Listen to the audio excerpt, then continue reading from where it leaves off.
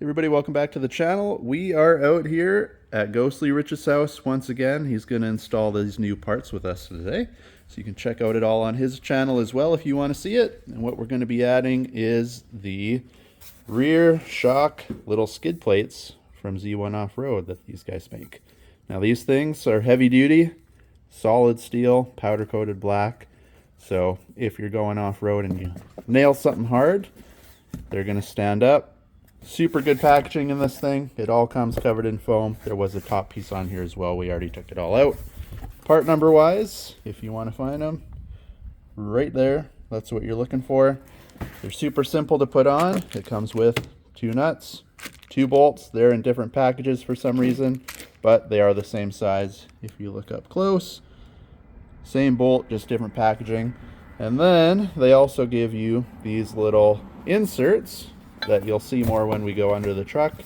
Go in the sides like so, one on each side. And then when your nuts and bolts go in here, they are now inside the little spacer. So if you're coming up to something and you nail it on the side, you're going to hit this instead of crushing the head or the nut on your bolts. And then what we've noticed on here says right on there 148 foot-pounds. So you don't have to second guess how to torque these things down. 148 foot-pounds and you're good to go. All right, first step, you don't necessarily have to do this, but I recommend jack up the truck, get the rear end so your tires are off of the ground. You can get it just slightly. You can see this one's still almost touching the ground, but reason for that is when you have it on the ground sitting on its own weight, the shocks are compressed. So you do have a chance when we take out the bolt on the bottom, it's going to want to expand and let itself go. Not the end of the world, you can push it back up, but now that it's in the air, they're extended all the way because you can see it's hanging here. So now when we take the bolts out, it should be easy as just pulling one bolt out, putting the skid on, and putting the new bolts in. All right, so Ghostly Rich is under here. 19mm bolts for the stock and for the new ones that are going on. So you got to pull them out right here. That's the only one that's got to come out. Other thing on your driver's side for this line up here, if you look behind, there's a small bolt right here that also has to come out because that skid plate is going to go over that. They have a hole in the skid plate to put that back in, but you do have to remove it before you put it onto the shock. All right, so on the driver's side, that little bolt is this guy right here. You will reuse this. It's a 12mm, and as you can see, that little bracket has the notch there, and it fits in just like so. You can see, and the Z1 bracket will have all the same holes, so that'll go on exactly like it is and thread straight back into that spot. All right, so back under the truck, we dropped it back down ever so slightly. You can see the wheel is almost on the ground. Because what was happening when we had it jacked up is this bolt was kind of on an angle like that and it was hard to get out. So what you want to do is use your jack, go up and down, find the sweet spot where now you can see the bolt can be pulled out by hand, everything stays in place. So now we put the skid plate on and the new bolt goes through there. You're not fighting with everything trying to line it up and get it all on at the same time. It'll make your life a lot easier. And reason for these being put on, if you look at this straight on, you see how this one comes down, but this one is a little bit swayed to the center of the truck.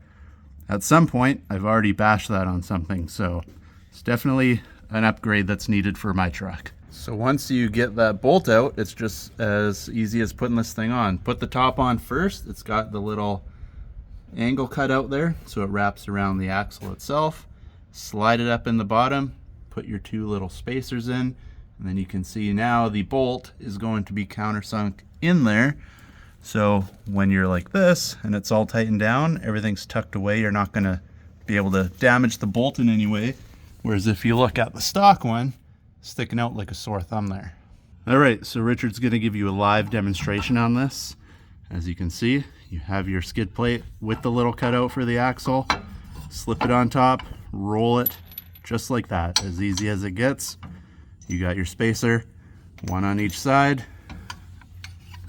just like so.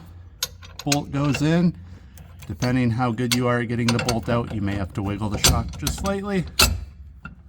She goes in just like that. You will have to give it a love tap. We did that on the other side as well, just to get it lined up. But once it's in, your nut will go in there, torque her down to 148 foot-pounds, which is a lot more than you'll realize. So get your big guns out, but it's as simple as that. Okay, now that it's all torqued down, you can see the head of the bolt, or the end of the bolt, will stick out just slightly, but at least where the nut is itself will be fine. So if you happen to manage to hook something or damage that, you can either cut it off or get an impact on and let the nut just chop itself back out of there, but you're not going to damage that portion. So now all that's left is your little brake line bracket. It'll pop back in there. You can screw your 12mm bolt back in. Don't go crazy torquing this thing back down. It does not have to be super tight. And then your install is done. Just keep in mind that the cutout to put this thing back on are actually on both of them. You can see if the lighting is right, they do have the cutout for that bolt. So there is no left and right. So if you put one on, you don't have to freak out that you added this bracket on the wrong side, because it'll still fit. And then you can see 12mm bolt, just tighten her back down like Richard's doing here, and the entire install is done. So there you go, install's done. Drop the truck back down. Now when you look under there, you can go and smash away, hit anything you want. Those things are built solid, they're not going to break.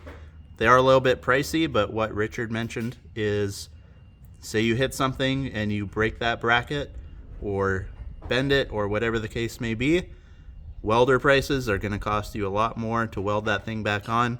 Plus, if you hit it hard enough to actually break that off, chances are your shocks are going to be buggered up too. So if you really want to protect them for a few bucks, you're going to save yourself a bunch of money in the end. So easy install. Thanks to Richard for helping out. Go and check out his channel. As you can see in the garage, there's a bunch of stuff he's working on here. Plus, he's helped us with a bunch of stuff on the truck already. So go check out those videos, like and subscribe, and hopefully we catch you in the next one. Thanks for watching.